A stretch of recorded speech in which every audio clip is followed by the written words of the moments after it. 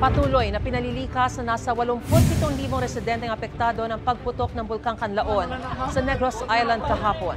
Kabilang dyan ang mga nakatira sa 6-kilometer radius ng bulkan, gaya ng mga taga Bagos City, Negros Occidental. Ayon sa Office of Civil Defense, patuloy rin ang paglilikas sa mga bayan ng La Castellana, Himamaylan, Hinigaran, Isabela, Pontevedra at Moises Padilla. Gayon din sa Canlaon City sa Negros Oriental. Ang iba residente sumama ang pakiramdam dahil sa kapal ng abo at alikabok sa paligid. Payo ng Department of Health magsuot ng face mask para hindi malanghap ang ash fall mula sa bulkan. Magsuot din po ng mahahabang damit para maprotektahan ang balat mula sa abo.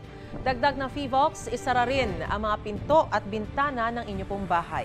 Kung may mga alagang hayop, ipasok sila sa kulungan o sa loob ng bahay. Hugasan ding maigi ang mga prutas at gulay bago kainin.